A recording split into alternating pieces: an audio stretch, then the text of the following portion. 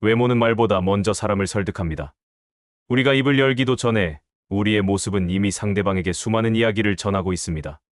깨끗한 옷차림은 자기 존중을 말하고, 단정한 헤어스타일은 삶에 대한 태도를 드러내며, 곧게 편 어깨는 자신감을 보여줍니다. 반대로 흐트러진 옷매무새는 마음에 지친 상태를, 무심코 구부정해진 등은 삶에 대한 체념을 전합니다. 혹시 이런 경험 있지 않으신가요? 오랜만에 만난 친구가 예전보다 훨씬 단정하고 밝아 보여서 무슨 좋은 일이 있냐고 물어본 적. 혹은 반대로 누군가를 만났을 때 그 사람의 흐트러진 모습에서 말하지 않아도 힘든 시간을 보내고 있음을 느낀 적. 우리는 말하지 않아도 서로의 외모를 통해 많은 것을 읽어냅니다. 나이가 들수록 이 진실은 더욱 선명해집니다. 젊었을 때는 그저 타고난 얼굴이나 몸매로도 충분했을지 모릅니다. 하지만 세월이 흐르면서 우리의 외모는 점점 더 우리가 어떻게 살아왔는가를 드러내는 거울이 됩니다. 매일 아침 거울 앞에 설 때, 혹은 외출 준비를 할 때, 우리는 무심코 이런 생각을 하곤 합니다. 이제 나이도 있는데 뭐 이렇게까지 신경 쓸 필요가 있을까? 혹은 이제 젊디도 않은데 꾸민다고 달라질까? 하지만 오늘 저는 여러분께 전혀 다른 이야기를 들려드리고 싶습니다. 미국 건국의 아버지 중 한 명이자 외교관이자 발명가이자 사상가였던 벤저민 프랭클린. 그는 평생 한 가지 철학을 굳게 지켰습니다. 외모는 나의 품위를 드러내는 첫 번째 언어다. 그는 가난한 인쇄공의 아들로 태어나 남루한 옷을 입고 일하던 청년이었습니다. 하지만 그는 깨달았습니다. 자신이 아무리 지혜롭고 능력이 있어도 외모가 그것을 뒷받침하지 못하면 세상은 자신의 말을 듣지 않는다는 것을요. 그래서 그는 변화했습니다. 단순히 옷을 바꾼 것이 아니라 자신의 외모를 통해 나는 이런 사람입니다라고 선언하는 법을 배웠습니다. 그리고 그 변화는 놀라운 결과를 가져왔습니다. 프랑스 왕실은 그의 품위 있는 외모를 보고 신뢰했고, 그 신뢰는 미국 독립전쟁의 승리로 이어졌습니다. 오늘 이 영상에서는 프랭클린의 삶을 통해 외모는 말보다 먼저 설득한다는 진리를 깊이 있게 살펴보려 합니다. 그리고 나이가 들수록 오히려 더 중요해지는 외모 관리. 그것이 단순한 허영이 아니라 왜 품위 있는 삶의 핵심인지, 과학적 근거와 함께 구체적인 실천 방법까지 말씀드리겠습니다. 오늘 하루 거울 앞에 선 자신의 모습이 조금 부끄러웠다면, 혹은 이제는 뭘 해도 소용없다는 생각이 들었다면, 이 영상이 여러분께 새로운 용기와 지혜를 드릴 수 있기를 바랍니다. 그럼 지금부터 벤저민 프랭클린의 이야기 속으로 함께 들어가 보겠습니다. 1723년 17세의 벤저민 프랭클린은 필라델피아 거리를 걷고 있었습니다. 그의 주머니에는 단 몇 푼의 동전뿐이었고, 몸에는 잉크 얼룩이 가득한 작업복을 걸치고 있었습니다. 보스턴에서 형의 인쇄소를 도망쳐 나온 그는 말 그대로 한 푼도 없는 가난한 청년이었습니다. 그날 아침, 그는 배가 고파 빵집에 들어갔습니다. 주머니를 뒤져 남은 동전을 모두 꺼내 빵 3개를 샀습니다. 겨드랑이에 빵 2개를 끼고 하나는 입에 물고 거리를 걸었습니다. 그때 한 마차가 그의 옆을 지나갔습니다. 마차 안에는 단정한 옷을 입은 신사가 앉아 있었고, 그 신사는 프랭클린을 보며 눈살을 찌푸렸습니다. 프랭클린은 그 시선을 느꼈습니다. 경멸과 무시가 섞인 차갑고 날카로운 시선. 저 청년은 아무것도 아니야. 볼 것도 없어. 그런 시선이었습니다. 그날 밤, 낯선 도시의 낯선 숙소에서 프랭클린은 생각했습니다. 나는 똑똑하다. 나는 글을 읽을 수 있고, 쓸 수 있고, 생각할 수 있다. 하지만 세상은 나를 그렇게 보지 않는다. 왜일까? 당시 프랭클린은 형의 인쇄소에서 도제로 일하며 글쓰기와 인쇄술을 익혔습니다. 그는 형보다 글을 더 잘 썼고, 더 빠르게 일했습니다. 하지만 형은 그를 인정하지 않았습니다. 아니, 정확히 말하면 인정할 수 없었습니다. 왜냐하면 프랭클린의 외모와 태도가 일개 도제에 불과했기 때문입니다. 프랭클린은 매일 아침 일찍 일어나 인쇄소로 향했습니다. 잉크 냄새가 진동하는 좁은 작업실에서 그는 활자를 하나하나 집어판에 끼웠습니다. 손은 늘 잉크로 검게 물들어 있었고, 옷은 언제나 더러웠습니다. 씻을 물도 깨끗한 옷도 충분치 않았습니다. 그는 가난했고, 그 가난은 그의 몸에 그대로 드러났습니다. 어느 날, 그는 한 부유한 상인의 집에 인쇄물을 배달하러 갔습니다. 하인이 문을 열었고, 프랭클린의 모습을 본 하인은 인상을 찌푸리며 말했습니다. 뒷문으로 가시오. 프랭클린은 뒷문으로 돌아가 인쇄물을 전달했습니다. 그 순간, 그는 깨달았습니다. 자신이 아무리 정성껏 만든 인쇄물이라도 자신의 외모 때문에 뒷문으로 가야 하는 사람으로 취급받는다는 것을. 또 다른 날, 그는 필라델피아의 한 카페에 들어갔습니다. 당시 카페는 지식인들과 상인들이 모여 이야기를 나누는 곳이었습니다. 프랭클린은 그곳에서 사람들의 대화를 듣고 싶었습니다.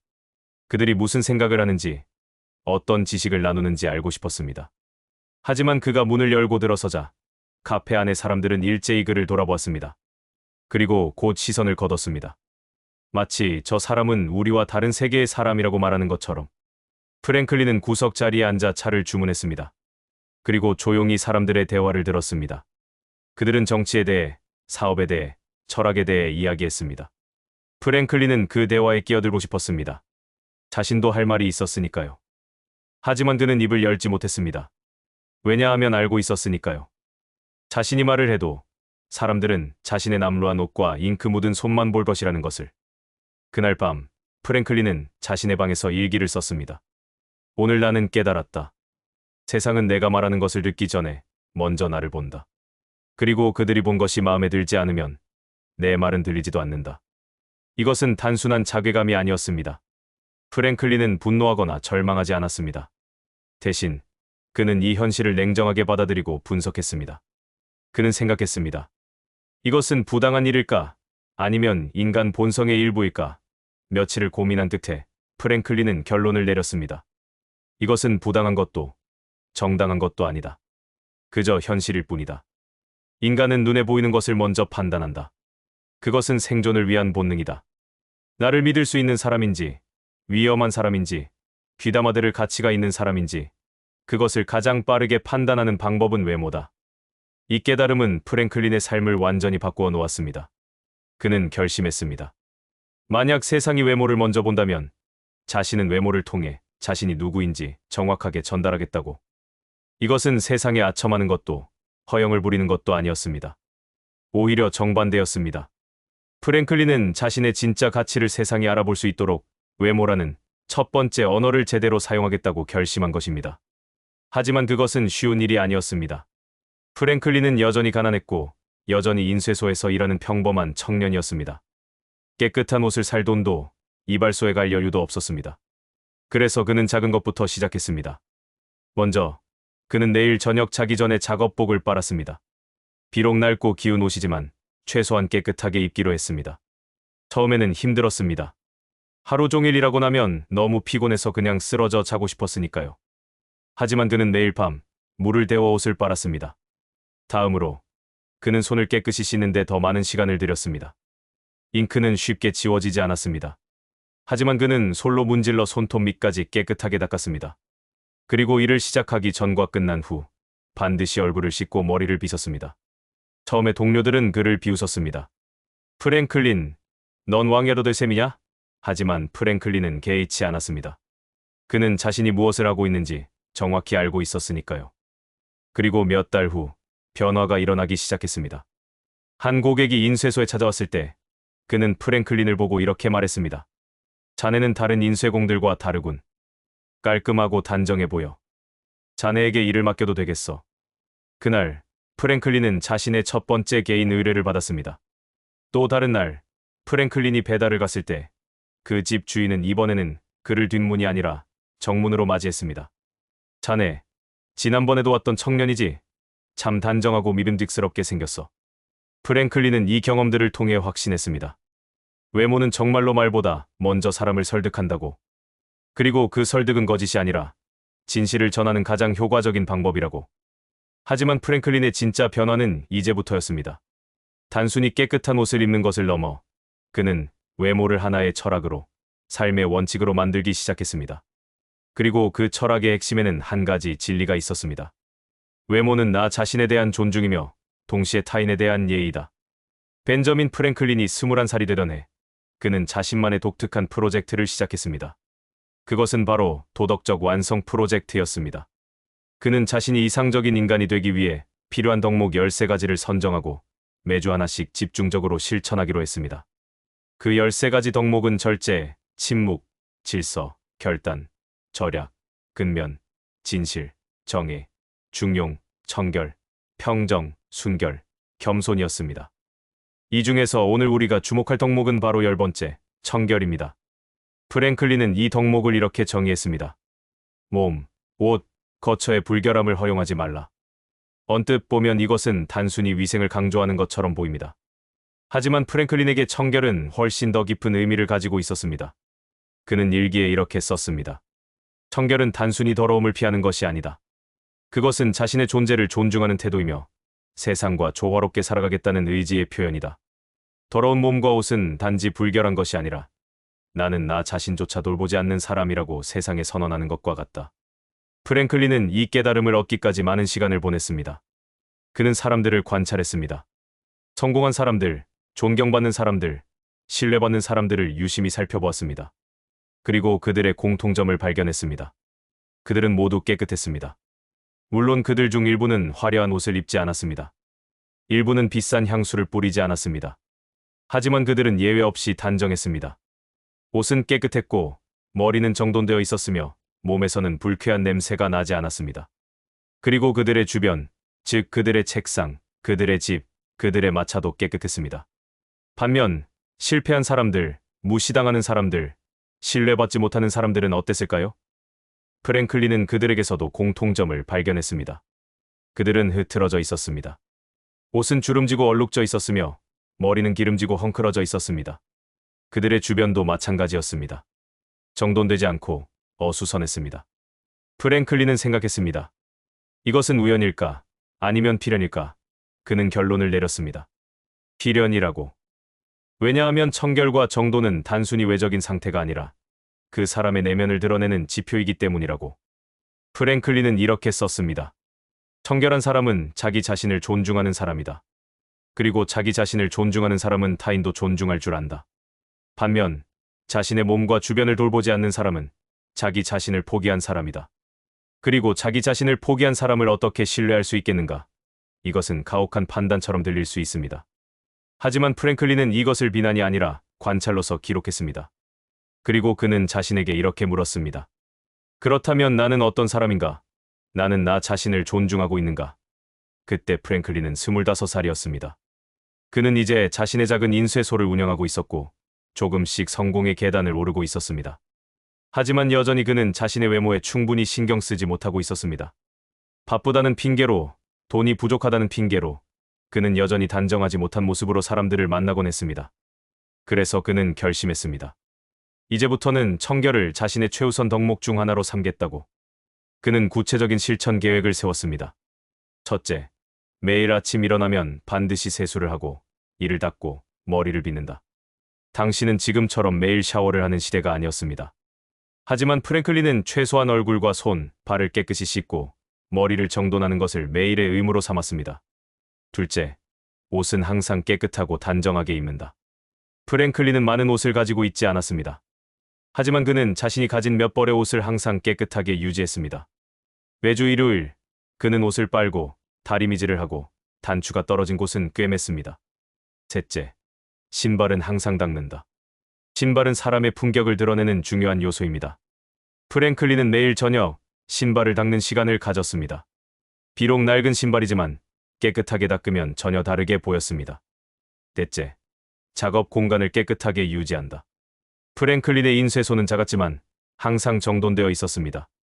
잉크는 제자리에, 종이는 가지런히, 도구들은 쓴 후 반드시 원래 자리에 돌려놓았습니다. 다섯째, 손톱과 머리카락을 항상 단정하게 유지한다.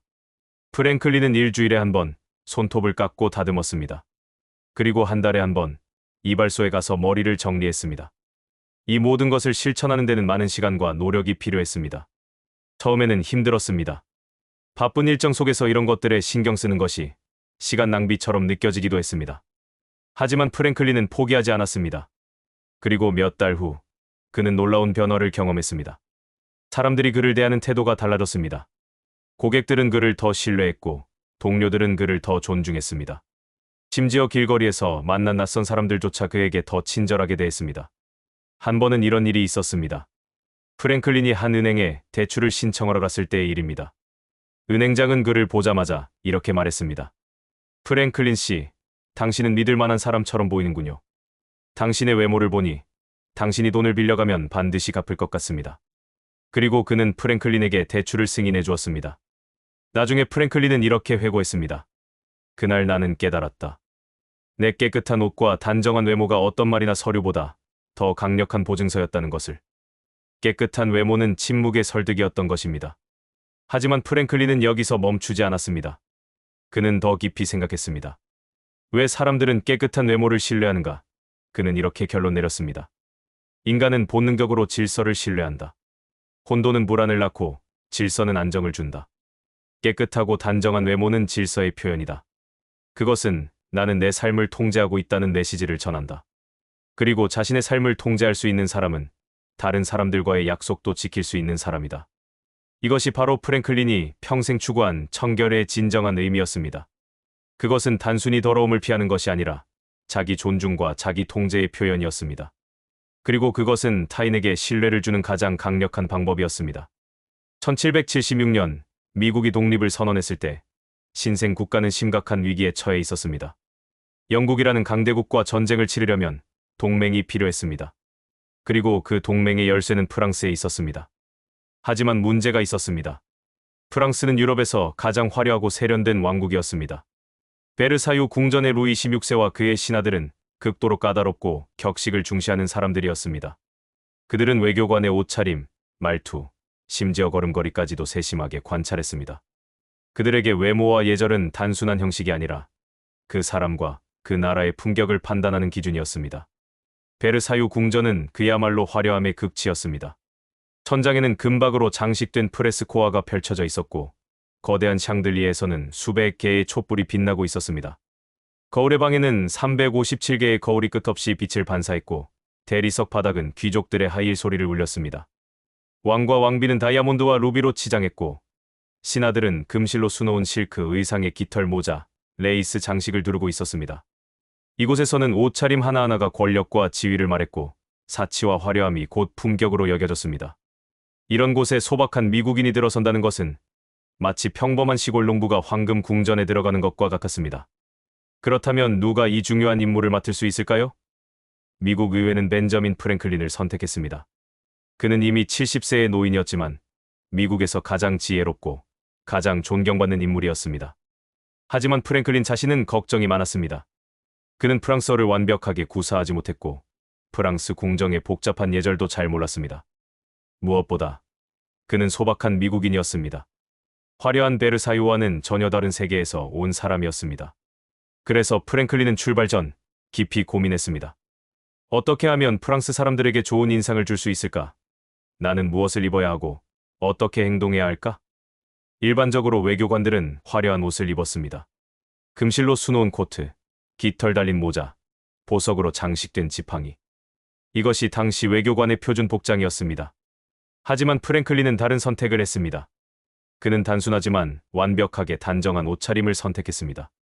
검은색 양복, 흰색 셔츠, 그리고 그의 트레이드마크가 된 모피 모자. 화려하지 않았지만 흠잡을 데 없이 깨끗하고 단정했습니다. 1776년 12월 프랭클린이 파리에 도착했을 때 사람들은 그의 모습에 놀랐습니다. 그는 다른 외교관들처럼 화려하지 않았습니다.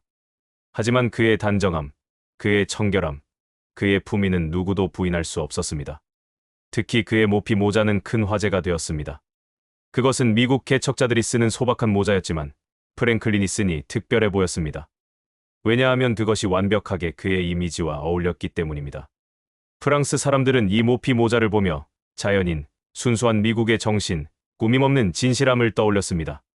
당시 프랑스 사회는 루소의 자연으로 돌아가자는 사상에 큰 영향을 받고 있었습니다. 베르사유의 지나친 화려함과 형식주의에 지친 프랑스 지식인들은 프랭클린의 검소한 모습에서 새로운 이상을 발견했습니다. 프랭클린의 모피 모자는 단순한 모자가 아니라 그가 대표하는 신생 국가 미국의 정직함과 소박함의 상징이 되었습니다. 파리의 귀족 부인들은 프랭클린의 초상화를 자신들의 응접실에 걸었고 그의 모피 모자를 본뜬 장식품이 유행했습니다. 심지어 프랭클린의 단순한 검은 양복 스타일을 따라하는 젊은 귀족들도 생겨났습니다. 흥미로운 것은 프랭클린이 이 모든 것을 계산했다는 점입니다. 그는 프랑스 사회의 분위기를 정확히 읽었고 자신의 외모를 전략적으로 선택했습니다.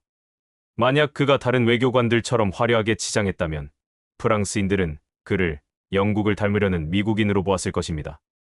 하지만 그의 검소하고 단정한 외모는 미국은 유럽과 다르다. 미국은 새로운 가능성이다라는 메시지를 전달했습니다. 프랭클린은 후에 이렇게 말했습니다. 나는 프랑스 사람들에게 미국인이 어떤 사람인지 보여주고 싶었다. 화려하지 않지만 진실하고, 소박하지만 품위 있고, 검소하지만 존엄한 사람들이라는 것을. 프랭클린이 처음으로 베르사유 궁전을 방문했을 때의 일입니다. 그는 루이 16세와 그의 신하들 앞에 섰습니다. 주변에는 금과 보석으로 치장한 귀족들이 가득했습니다. 하지만 프랭클린은 조금도 움츠러들지 않았습니다. 그는 천천히, 당당하게 걸었습니다. 그의 옷은 단순했지만 흠 하나 없이 깨끗했습니다. 그의 신발은 반짝반짝 닦여 있었습니다. 그의 자세는 고닫고 그의 표정은 평온했습니다. 루이 16세가 그를 보았을 때 왕은 이렇게 생각했다고 합니다. 이 사람은 다르다. 그는 화려함으로 나를 설득하려 하지 않는다. 대신 그는 자신의 품격과 진실함으로 말하고 있다. 프랭클린은 왕에게 인사를 했습니다. 그의 말은 유창하지 않았습니다. 하지만 그의 태도는 완벽했습니다. 그는 겸손했지만 비굴하지 않았고 정중했지만 주눅들지 않았습니다. 그리고 무엇보다 그의 외모는 그의 말을 뒷받침했습니다. 프랑스 사람들은 프랭클린에게 매혹되었습니다.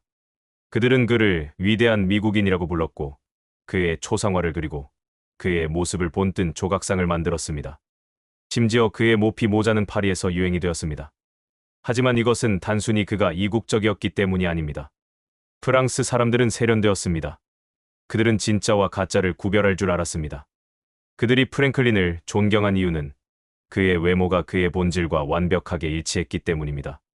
프랭클린은 화려한 척하지 않았습니다. 그는 있는 그대로의 자신을 보여주었습니다. 하지만 그 있는 그대로가 최상의 상태였습니다. 그는 단순했지만 깨끗했고, 소박했지만 품위가 있었으며, 겸손했지만 당당했습니다. 프랭클린은 파리에서 지내는 동안 매일 아침 같은 루틴을 반복했습니다. 그는 일찍 일어나 세수를 하고 머리를 빗고 옷을 정돈했습니다. 그의 방은 항상 깨끗했고 그의 책상은 항상 정리되어 있었습니다. 그는 약속 시간을 지켰고 사람들을 만날 때는 항상 단정한 모습이었습니다. 이런 그의 태도는 프랑스 사람들에게 깊은 인상을 남겼습니다. 그들은 생각했습니다. 이 사람은 70세가 넘은 노인인데도 자신을 이렇게 철저히 관리한다. 그가 대표하는 나라도 분명 이렇게 질서 있고 믿을 만한 나라일 것이다. 실제로 프랭클린의 외모와 태도는 외교 협상에서 큰 역할을 했습니다. 한 번은 프랑스 외교장관 베르젠이 프랭클린과 회의를 하던 중 이렇게 말했습니다. 프랭클린 각하, 당신을 보고 있으면 미국이라는 나라가 신뢰할 만하다는 확신이 듭니다. 당신은 자신을 이렇게 잘 관리하시니 분명 나라의 일도 잘 관리할 것입니다. 또 다른 날, 한 프랑스 귀족이 프랭클린에게 물었습니다. 각하, 당신은 어떻게 그렇게 항상 단정하고 품이 있어 보이십니까? 프랭클린은 이렇게 대답했습니다. 나는 나 자신을 존중하기 위해 단정함을 선택합니다. 그리고 내가 대표하는 나라를 존중하기 위해 품위를 지킵니다. 그 존중은 내 외모로 표현됩니다. 이 대답은 프랑스 사회에 널리 퍼졌고 사람들은 프랭클린을 더욱 존경하게 되었습니다. 결국 1778년 프랑스는 미국과 동맹을 맺었습니다. 이것은 미국 독립전쟁의 판도를 완전히 바꾸어 놓았습니다. 프랑스의 지원 덕분에 미국은 영국을 이기고 독립을 달성할 수 있었습니다. 물론 이 성공에는 많은 요인이 있었습니다. 프랭클린의 지혜, 외교 능력, 설득력 모두 중요했습니다. 하지만 프랭클린 자신은 나중에 이렇게 말했습니다. 만약 내가 파리에 남루한 모습으로 갔다면 아무도 내 말을 듣지 않았을 것이다. 만약 내가 너무 화려하게 치장하고 갔다면 사람들은 나를 진지하게 받아들이지 않았을 것이다. 나는 나 자신을 정확하게 표현하는 외모를 선택했고 그 외모는 나의 말보다 먼저 사람들을 설득했다. 프랭클린의 이 경험은 중요한 교훈을 줍니다. 외모는 거짓말을 할 수 없습니다. 아니, 정확히 말하면 외모는 거짓말을 해서는 안 됩니다. 외모는 우리의 본질을 드러내는 창이어야 합니다. 프랭클린이 성공한 이유는 그의 외모가 그의 진짜 모습과 일치했기 때문입니다. 그는 진짜로 지혜로웠고 진짜로 성실했으며 진짜로 품이 있는 사람이었습니다. 그리고 그의 외모는 그것을 정확하게 전달했습니다. 프랭클린은 파리에서 9년을 보냈습니다. 그 9년 동안 그는 단 하루도 자신의 외모 관리를 소홀히 하지 않았습니다. 왜냐하면 그는 알고 있었으니까요. 자신이 단순히 벤저민 프랭클린 개인이 아니라 미국이라는 나라를 대표한다는 것을. 그리고 그는 또한 알고 있었습니다. 외모는 말보다 먼저 설득한다는 것을. 그래서 그는 매일 아침 거울 앞에 서서 자신에게 물었습니다. 오늘 나의 모습은 내가 대표하는 가치를 제대로 전달하고 있는가? 지금까지 우리는 벤저민 프랭클린의 삶을 통해 외모는 말보다 먼저 설득한다는 진리를 살펴보았습니다. 하지만 여러분 중 일부는 이렇게 생각하실 수도 있습니다. 그것은 프랭클린이 특별한 사람이었기 때문 아닐까? 나 같은 평범한 사람에게도 적용될까? 답은 그렇다입니다. 그리고 이것은 단순히 역사적 사례가 아니라 과학적으로 입증된 사실입니다. 그런데 여기서 여러분께 한 가지 질문을 드리고 싶습니다. 여러분은 누군가를 만났을 때 무엇을 보고 그 사람을 신뢰할지 결정하시나요? 그 사람의 말입니까? 아니면 그 사람의 모습입니까? 잠시 생각해 보세요. 아마도 대부분의 경우 우리는 그 사람이 말하기도 전에 이미 어느 정도 판단을 내리고 있을 것입니다. 이것은 우리가 편견을 가져서가 아닙니다. 이것은 인간의 뇌가 작동하는 방식입니다. 그리고 과학은 이것을 명확히 증명합니다. 지금부터 우리는 왜 외모가 말보다 먼저 설득하는지 그 심리학적, 과학적 근거를 살펴보겠습니다. 심리학에는 초두효과라는 개념이 있습니다. 이것은 우리가 처음에 받은 정보가 나중에 받는 정보보다 훨씬 더 강력한 영향을 미친다는 이론입니다. 1946년 심리학자 솔로몬 아쉬는 흥미로운 실험을 했습니다. 그는 사람들에게 한 가상의 인물을 묘사하는 단어들을 보여주었습니다. A그룹에게는 똑똑한, 부지런한, 충동적인, 비판적인, 고집센, 질투 많은이라는 순서로, B그룹에게는 정확히 반대 순서로 같은 단어들을 보여주었습니다. 결과는 놀라웠습니다. A그룹은 그 인물을 긍정적으로 평가했고 B그룹은 부정적으로 평가했습니다. 같은 단어들인데도 순서만 바뀌었을 뿐인데 말입니다. 이것이 의미하는 바는 명확합니다. 첫인상은 그 후의 모든 판단에 영향을 미칩니다. 그렇다면 우리의 첫인상은 어떻게 형성될까요? 놀랍게도 연구에 따르면 첫인상은 만난 지 7초 이내에 형성됩니다. 그리고 그 7초 동안 우리는 상대방의 말을 거의 듣지 못합니다. 대신 우리는 상대방의 외모를 봅니다. 프린스턴 대학의 심리학자 알렉스 토도로프 교수의 연구에 따르면 사람들은 얼굴을 본 후 단 0.1초 만에 그 사람의 신뢰성, 능력, 호감도를 판단한다고 합니다. 그리고 더 많은 시간을 주어도 이 첫 판단은 거의 바뀌지 않습니다. 이것은 무엇을 의미할까요? 우리가 누군가를 만났을 때 우리의 뇌는 0.1초 만에 그 사람에 대한 판단을 내립니다. 그리고 그 판단의 대부분은 외모에 기반합니다. 옷차림, 자세, 표정, 청결도. 이 모든 것이 한순간에 평가됩니다. 그래서 프랭클린이 옳았습니다. 외모는 말보다 먼저 설득합니다. 왜냐하면 외모는 말하기도 전에 이미 상대방의 마음속에 우리에 대한 이미지를 심어놓기 때문입니다. 심리학자들은 신뢰가 세 가지 요소로 형성된다고 말합니다. 능력, 진실성, 호의. 문제는 우리가 누군가를 처음 만났을 때 이 세 가지를 어떻게 판단하냐는 것입니다. 우리는 그 사람의 과거를 모릅니다. 그 사람이 어떤 일을 해왔는지, 어떤 성과를 냈는지, 어떤 실패를 경험했는지 모릅니다. 그렇다면 우리는 무엇을 보고 판단할까요? 바로 외적 단서입니다. 능력에 대한 판단에서 깔끔한 옷차림과 단정한 외모는 이 사람은 자기 관리를 잘한다는 신호를 보냅니다. 그리고 자기 관리를 잘하는 사람은 다른 일도 잘할 것이라고 우리는 본능적으로 생각합니다.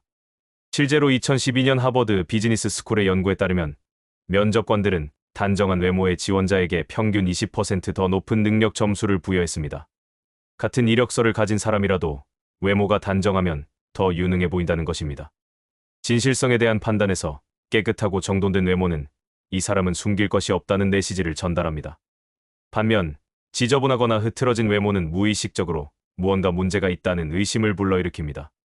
호의에 대한 판단에서 단정한 외모는 나는 당신을 존중합니다라는 메시지입니다. 누군가를 만나기 전에 옷을 정돈하고 머리를 빗고 깨끗이 씻는 것은 상대방에 대한 예의입니다. 그리고 이것은 호의의 표현으로 받아들여집니다. 여기서 여러분께 잠시 질문을 드리고 싶습니다. 여러분은 어떠신가요? 오늘 아침 거울을 보셨을 때 그 모습은 여러분이 원하는 삶을 보여주고 있었나요? 여러분이 만나는 사람들에게 여러분의 외모는 어떤 이야기를 전하고 있을까요? 잠시 생각해 보시기 바랍니다. 왜냐하면 이 질문의 답이 오늘부터 여러분의 삶을 바꿀 수 있기 때문입니다. 여기서 중요한 질문이 있습니다. 나이가 들면 외모가 덜 중요해지는 것 아닌가? 많은 분들이 이렇게 생각하십니다. 젊을 때는 외모가 중요하지만 나이가 들면 내면이 더 중요하다고. 하지만 과학은 정반대를 말합니다. 사회심리학자 수전 피스크 교수의 연구에 따르면 사람들은 젊은 사람보다 나이 든 사람의 외모에서 더 많은 정보를 읽어냅니다. 왜일까요? 첫째, 외모는 어떻게 살아왔는가의 기록이 되기 때문입니다. 젊을 때는 대부분의 외모가 유전적으로 결정됩니다. 하지만 나이가 들면서 외모는 점점 더 생활 습관의 결과가 됩니다. 주름, 체형, 피부 상태, 자세, 이 모든 것이 그 사람이 어떻게 살아왔는지를 드러냅니다. 규칙적으로 운동하고 건강하게 먹고 스트레스를 잘 관리한 사람은 나이가 들어도 건강하고 활력 있어 보입니다. 반면 불규칙한 생활, 과도한 음주, 스트레스에 시달린 사람은 실제 나이보다 훨씬 더 늙어 보입니다. 둘째, 나이가 들수록 자기 관리 능력이 더 명확히 드러나기 때문입니다. 젊을 때는 건강이 자동으로 유지됩니다. 하지만 50대, 60대, 70대가 되면 건강과 외모를 유지하려면 의식적인 노력이 필요합니다. 그래서 단정한 외모의 시녀는 이 사람은 자기 관리를 잘한다는 강력한 신호를 보냅니다. 셋째, 외모는 삶에 대한 태도를 보여주기 때문입니다. 나이가 들면서 많은 사람들이 외모 관리를 포기합니다. 이제 늙었는데 어차피 소용없어라고 생각합니다. 하지만 이것은 단순히 외모의 문제가 아닙니다. 이것은 삶에 대한 태도의 문제입니다. 외모를 가꾸는 것은 나는 아직 살아있다. 나는 아직 가치 있다. 나는 아직 세상과 소통하고 싶다는 선언입니다. 반면 외모를 방치하는 것은 나는 포기했다는 메시지입니다. 마지막으로 외모와 심리의 상관관계를 살펴보겠습니다. 심리학에는 자기효능감이라는 개념이 있습니다. 이것은 나는 할 수 있다는 믿음입니다. 그리고 이 자기효능감은 우리의 모든 행동에 영향을 미칩니다. 흥미롭게도 연구들은 외모가 자기효능감에 직접적인 영향을 미친다는 것을 보여줍니다. 2015년 노스웨스턴 대학의 연구에서 연구자들은 참가자들에게 두 가지 다른 옷을 입혀보았습니다. 한 그룹은 정장을, 다른 그룹은 편한 옷을 입었습니다. 그리고 같은 문제 해결 과제를 주었습니다. 결과는 놀라웠습니다. 정장을 입은 그룹이 훨씬 더 높은 성과를 보였습니다. 연구자들은 이것을 옷 입힌 인지라고 불렀습니다. 우리가 무엇을 입느냐가 우리가 어떻게 생각하느냐에 영향을 미친다는 것입니다. 이것은 시니어에게 특히 중요합니다. 왜냐하면 나이가 들면서 많은 분들이 자신감을 잃기 때문입니다. 나는 이제 늙었어. 나는 더 이상 쓸모없어라는 생각이 듭니다. 하지만 외모를 가꾸는 것은 이런 생각을 바꿀 수 있습니다. 거울을 보았을 때 단정하고 깔끔한 자신의 모습을 보면 우리의 뇌는 이렇게 반응합니다. 나는 아직 괜찮아. 나는 아직 할 수 있어. 그리고 이 자신감은 행동으로 이어집니다. 외출을 더 자주 하게 되고 사람들을 더 적극적으로 만나게 되고 새로운 일에 도전하게 됩니다. 그리고 이것은 다시 인간관계의 개선으로 이어집니다. 단정한 외모로 사람들을 만나면 사람들도 우리를 더 긍정적으로 대합니다. 그리고 그 긍정적인 반응은 다시 우리의 자신감을 높입니다. 이것이 바로 선순환입니다. 외모 개선, 자기효능감 상승, 적극적 행동, 긍정적 반응, 더 나은 인간관계, 더 높은 자기효능감. 반면 외모를 방치하면 악순환이 시작됩니다. 외모 방치, 자기효능감 하락, 소극적 행동, 사회적 고립, 더 낮은 자기효능감. 그래서 외모 관리는 단순히 보기 좋게 하는 것이 아닙니다. 그것은 우리의 심리적 건강, 사회적 관계, 나아가 삶의 질 전체에 영향을 미치는 중요한 요소입니다. 벤저민 프랭클린은 84세의 나이로 세상을 떠날 때까지 자신의 13가지 덕목을 실천하며 살았습니다. 그 중에서도 특히 3가지 덕목은 외모와 깊은 관련이 있습니다. 절제, 질서, 청결. 프랭클린은 절제를 이렇게 정의했습니다. 과식하지 말고 취하도록 마시지 말라. 하지만 이것은 단순히 음식과 술에 관한 것이 아니었습니다. 프랭클린에게 절제는 모든 것에서 중용을 지키는 것이었습니다. 그는 일기에 이렇게 썼습니다.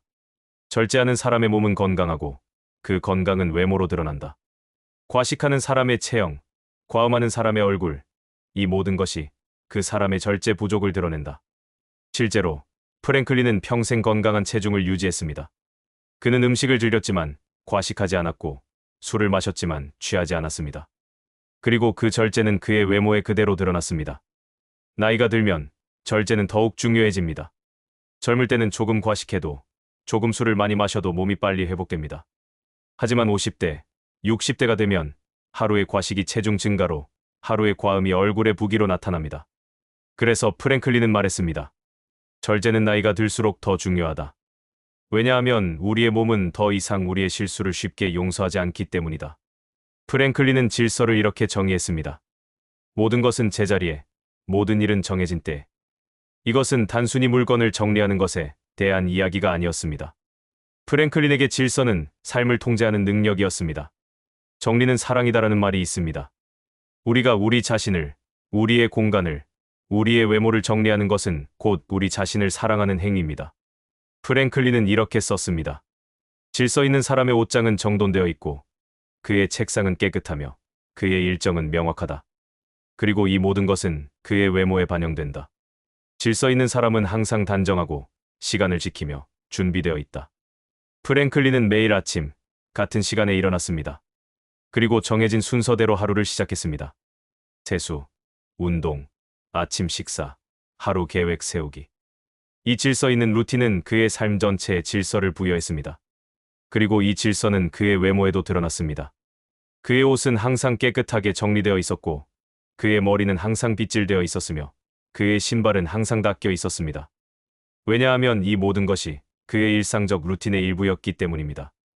우리가 이미 살펴본 것처럼 청결은 프랭클린에게 가장 중요한 덕목 중 하나였습니다. 하지만 나이가 들면서 프랭클린은 청결의 의미를 더 깊이 이해하게 되었습니다. 그는 이렇게 썼습니다. 젊을 때 나는 청결을 위생의 문제로만 생각했다. 하지만 이제 나는 안다. 청결은 존중의 문제다. 내 몸을 깨끗이 하는 것은 나 자신을 존중하는 것이고 내 옷을 깨끗이 하는 것은 나를 만나는 사람들을 존중하는 것이다. 프랭클린은 80세가 넘었을 때도 매일 아침 세수를 하고 옷을 갈아입었습니다. 많은 사람들이 할아버지, 이제 나이도 많으신데 그렇게까지 하실 필요가 있나요? 라고 물었습니다. 프랭클린은 이렇게 대답했습니다. 나는 나이가 들었지만 여전히 존엄한 인간이다. 그리고 그 존엄은 내가 나 자신을 어떻게 대하느냐에서 시작된다. 만약 내가 나 자신을 돌보지 않는다면 어떻게 다른 사람들이 나를 존중하겠는가? 프랭클린의 이 세 가지 덕목, 절제, 질서, 청결은 모두 하나의 큰 주제로 연결됩니다. 자기 관리. 그리고 프랭클린은 자기 관리를 삶의 품위와 동일시했습니다. 그는 이렇게 썼습니다. 품위 있는 삶이란 무엇인가? 그것은 화려한 삶이 아니다. 그것은 통제된 삶이다. 자신의 욕망을 통제하고, 자신의 시간을 통제하고, 자신의 몸을 통제하는 삶. 그리고 그 통제는 외모로 드러난다. 프랭클린에게 외모는 허영의 문제가 아니었습니다. 그것은 자기 존중의 문제였습니다. 그는 이렇게 말했습니다. 나는 남에게 보이기 위해 옷을 정돈하는 것이 아니다. 나는 나 자신을 위해 옷을 정돈한다. 왜냐하면 내가 거울을 볼 때 단정한 나의 모습은 나에게 말하기 때문이다. 너는 가치 있는 사람이야. 너는 존중받을 자격이 있어. 이것이 바로 프랭클린의 핵심 철학입니다. 외모를 가꾸는 것은 남에게 보이기 위함이 아니라 나 자신을 바로 세우는 일입니다. 프랭클린은 또한 이렇게 말했습니다. 사람들은 겉모습이 중요한가, 속마음이 중요한가를 논쟁한다. 하지만 이것은 잘못된 질문이다. 왜냐하면 겉모습과 속마음은 분리되지 않기 때문이다. 아름다운 마음은 아름다운 행동을 낳고 아름다운 행동은 아름다운 외모를 만든다. 프랭클린이 84세의 나이로 세상을 떠났을 때 그의 장례식에는 2만 명이 넘는 사람들이 참석했습니다. 그들은 프랭클린을 위대한 정치가로, 뛰어난 과학자로, 지혜로운 철학자로 기억했습니다. 하지만 그들은 또한 그를 품위 있는 사람으로 기억했습니다. 평생 자신을 존중하고 타인을 존중했던 사람. 그리고 그 존중은 그의 외모, 그의 태도, 그의 삶의 모든 면에서 드러났던 사람으로. 지금까지 우리는 벤저민 프랭클린의 삶과 철학을 통해 외모가 얼마나 중요한지, 그리고 그것이 단순한 허영이 아니라 자기 존중과 삶의 품위의 표현임을 배웠습니다. 이제 가장 중요한 질문이 남았습니다. 그렇다면 나는 무엇을 해야 하는가? 프랭클린의 철학을 바탕으로 시니어 여러분이 오늘부터 실천할 수 있는 구체적인 7가지 가이드를 말씀드리겠습니다. 하지만 그 전에 여러분께 꼭 말씀드리고 싶은 것이 있습니다. 혹시 지금 이렇게 생각하고 계신가요? 프랭클린은 특별한 사람이었잖아. 나는 그렇게 할 수 없어. 나는 이미 늙었고 이미 늦었어. 아닙니다. 전혀 그렇지 않습니다. 프랭클린도 처음에는 여러분과 똑같았습니다. 그는 가난했고 잉크로 얼룩진 옷을 입고 뒷문으로 들어가야 하는 사람이었습니다. 하지만 그는 작은 것부터 시작했습니다.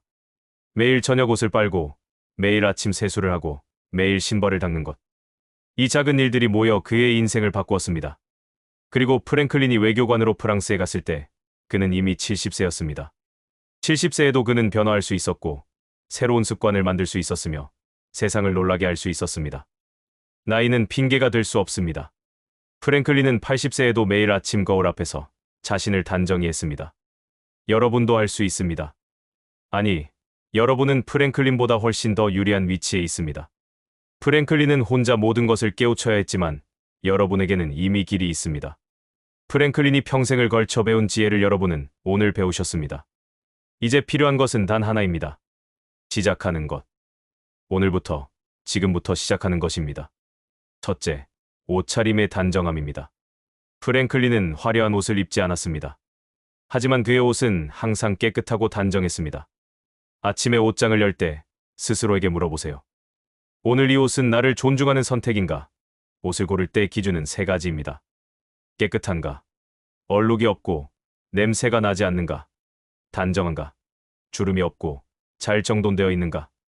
나에게 맞는가? 너무 크거나 작지 않고 내 체형에 잘 맞는가? 많은 옷이 필요한 것이 아닙니다. 프랭클린도 많은 옷을 가지고 있지 않았습니다. 중요한 것은 가진 옷을 잘 관리하는 것입니다. 저녁에 입었던 옷은 바로 빨래 바구니에 넣거나 하루 공기를 쐬게 한 후 옷장에 정리하세요. 일주일에 한 번 다림질 시간을 정해두세요.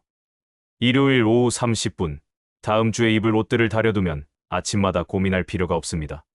단추가 떨어져나 작은 손상이 있으면 즉시 수선하세요. 작은 결함은 전체 인상을 망칩니다. 둘째, 헤어와 청결입니다. 프랭클린은 매일 아침 세수하고 머리를 빗고 면도를 했습니다.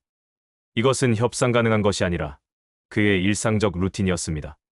매일 아침 다음 5단계를 거치세요. 1단계, 세수. 따뜻한 물로 비누 사용. 2단계, 양치질. 최소 2분. 3단계, 머리 빗기. 남성은 면도 또는 수염 정리. 4단계, 귀와 목 뒤 씻기. 사람들이 자주 놓치는 부분입니다. 5단계, 손톱 확인. 길거나 더러우면 정리. 이 5단계를 위해 매일 아침 15분을 할애하세요. 이것은 하루 중 가장 중요한 15분입니다. 욕실에 체크리스트를 붙여두세요. 처음 21일 동안은 체크하면서 습관을 만드세요. 한 달에 한 번 이발소나 미용실에 가는 날을 정해두세요. 시간 날 때가 아니라 매달 첫째 주 토요일 같이 구체적으로 정하세요. 셋째, 말투와 표정의 품위입니다. 프랭클린은 이렇게 말했습니다. 단정한 옷을 입고도 거친 말을 하면 그 옷은 무의미하다. 외모는 옷과 머리만이 아닙니다. 우리의 말투, 표정, 태도 모두가 외모의 일부입니다. 말투에서 천천히 말하세요. 급하게 말하면 거칠어 보입니다. 존댓말을 사용하세요. 나이가 들었다고 해서 반말을 해도 되는 것이 아닙니다. 불평을 줄이세요. 불평이 많은 사람은 외모가 아무리 단정해도 품이 없어 보입니다. 표정에서 거울을 보며 미소 연습을 하세요. 자연스러운 미소는 가장 아름다운 화장입니다. 인상을 찌푸리는 습관이 있다면 의식적으로 고치세요. 표정은 얼굴에 주름을 만듭니다. 눈맞춤을 하세요. 사람들과 대화할 때 눈을 보는 것은 존중의 표현입니다. 하루에 한 번, 가족이나 친구와 대화할 때 자신의 말투와 표정을 의식해보세요. 스마트폰으로 자신의 대화 모습을 녹화해보세요. 객관적으로 보면 개선점이 보입니다. 넷째, 걸음걸이와 태도입니다. 프랭클린은 80세가 넘어서도 곧게 서서 당당하게 걸었습니다. 그는 구부정한 등은 패배한 삶을 말한다고 했습니다. 바른 자세에서 서 있을 때는 어깨를 뒤로 당기고 턱을 살짝 들고 배에 힘을 주세요.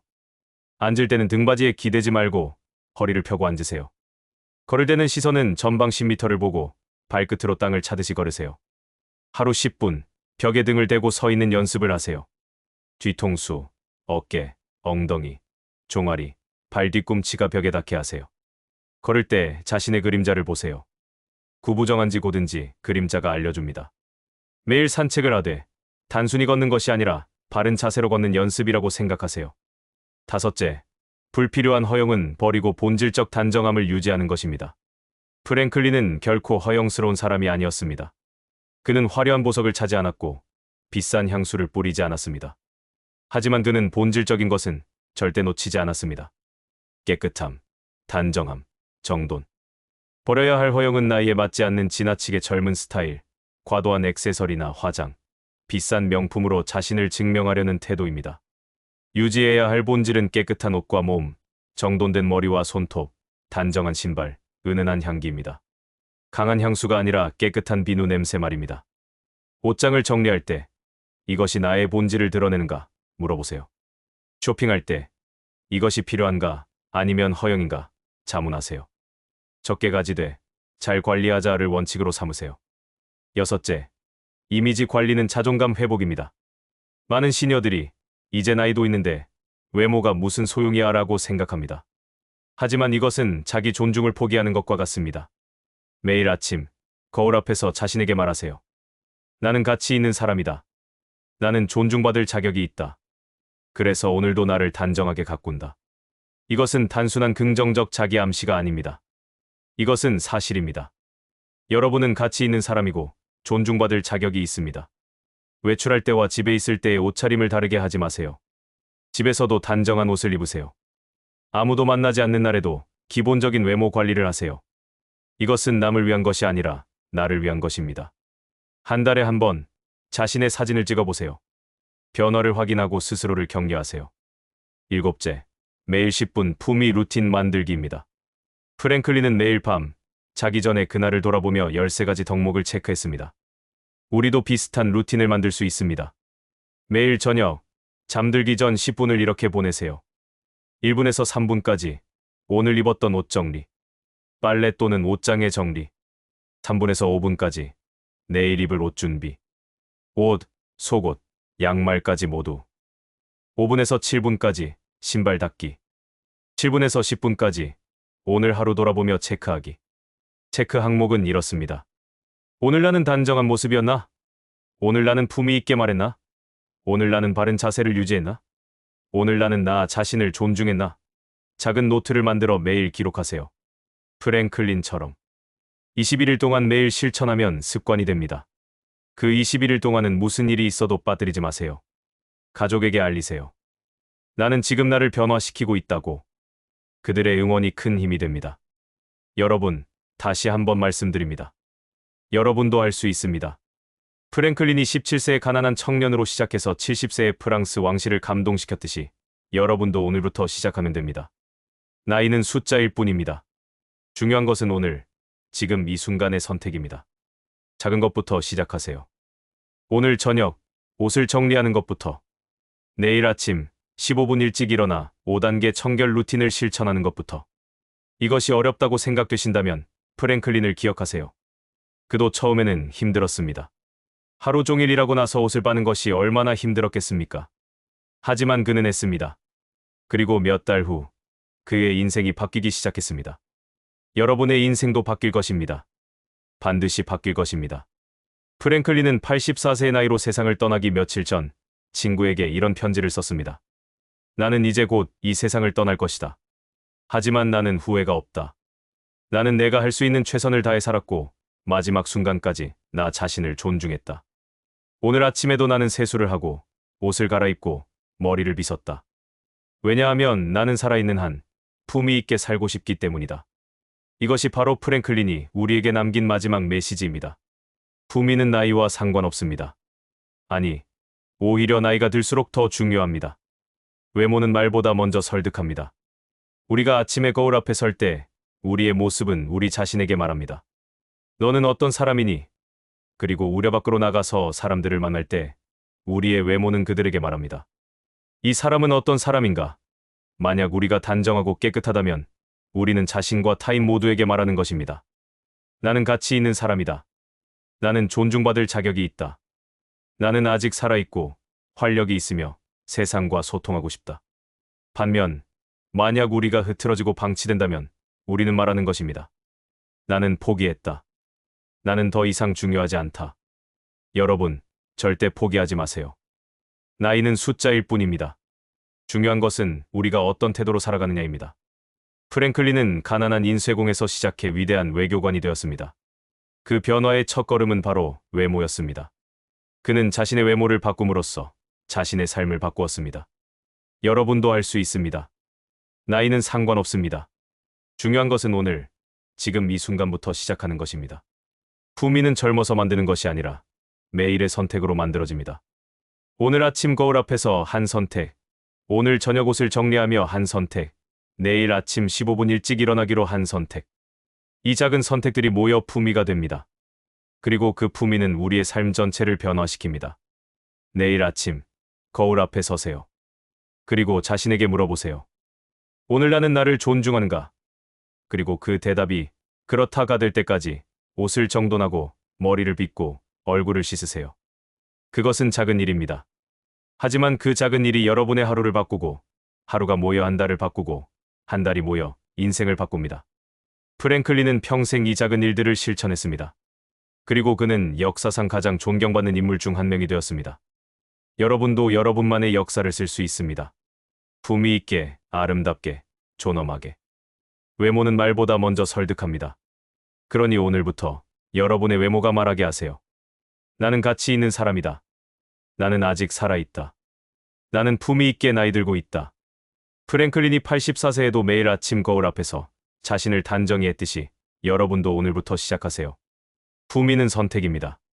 매일 아침 우리가 하는 선택입니다. 오늘 여러분은 어떤 선택을 하시겠습니까? 품위 있는 하루, 품위 있는 인생, 그것은 오늘 아침 거울 앞에서 시작됩니다. 여러분 모두 품위 있고 아름다운 나날 보내시기를 바랍니다. 감사합니다.